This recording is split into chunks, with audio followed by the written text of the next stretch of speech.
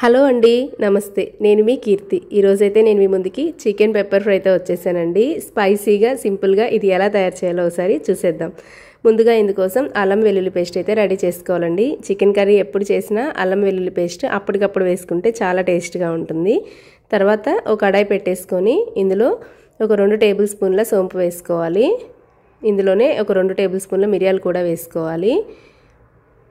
తర్వాత ఒక 2 టేబుల్ స్పూన్ల జీలకర్ర వేసేసుకొని మంట అయితే చాలా లో ఫ్లేమ్లో పెట్టుకొని ఇవన్నీ కూడా దోరగా వేగేంత వరకు వేపుకోవాలండి. ఇవి వేగేటప్పుడు చిటపట సౌండ్ వస్తూ మంచి అరోమా కూడా వస్తుంది. ఇవి చల్లారేంత వరకు ప్లేట్లో తీసి పక్కన పెట్టేసుకోవాలి. తర్వాత అదే కడాయిలో ఒక 2 టేబుల్ స్పూన్ల నూనె వేసుకొని ఒక 1/2 టేబుల్ స్పూన్ సోంపు వేసుకోవాలండి. ఒక 2 ఉల్లిపాయలు ఈ విధంగా సన్నగా ముక్కలుగా కట్ చేసి ఈ ఆయిల్లో వేసుకొని ఫ్రై చేసుకోవాలి. ఇందులోనే ఒక 2 పచ్చిమిర్చి చీలికలు కూడా వేసేసుకొని ఇవన్నీ కూడా లైట్గా వేగేంత వరకు వేపుకోవాలి. ఈ ఎర్రగడ్డలు ఇలా వేగేటప్పుడు ఇందులోనే రుచికి సరిపడా ఉప్పు వేసుకొని కాస్త కరివేపాకు వేసుకొని ఒక 1/2 టేబుల్ స్పూన్ పసుపు కూడా వేసుకోవాలండి. ఇవన్నీ ఒకసారి కలిసేలాగా ఈ విధంగా కలిపెట్టుకోవాలి. తర్వాత ఇందులోనే ఒక టేబుల్ స్పూన్ అల్లం వెల్లుల్లి పేస్ట్ అయితే వేసుకోవాలండి. నేను ఇక్కడైతే మొత్తం 1/2 కేజీ చికెన్ చేసుకుంటున్నాను, అందుకని ఒక టేబుల్ స్పూన్ వేసుకుంటున్నాను. మీరు మరి కాస్త ఎక్కువ వేసుకునే పని అయితే మరి కాస్త అల్లం వెల్లుల్లి పేస్ట్ పెంచుకోవాలండి.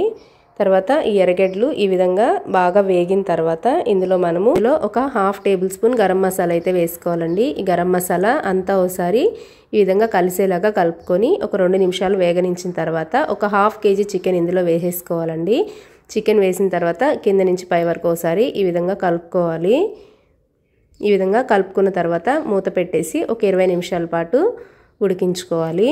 తర్వాత మనం ఆల్రెడీ రెడీ చేసి పెట్టుకున్న మసాలా ఉంది కదండి, ఇదంతా కూడా మిక్సీకి కాస్త బరగ్గా వేసి పక్కన పెట్టేసుకోవాలి. తర్వాత మూత తీసి చికెన్ని అప్పుడప్పుడు కలుపుతూ ఉడికించుకోవాలండి. ఇందులోనే ఒక టీ గ్లాస్ నీళ్లు కావాలంటే వేసుకోవచ్చు. మనకు చికెన్ ఉడికేంత వరకు ఈ విధంగా చికెన్ని ఉడికించుకోవాలి. నాకైతే ఉడకడానికి ఒక 20 నిమిషాలు పట్టిందండి. ముందు చికెన్ వేసిన వెంటనే హై ఫ్లేమ్లో పెట్టుకొని తర్వాత మీడియం ఫ్లేమ్కి అడ్జస్ట్ చేసేసుకోవాలి.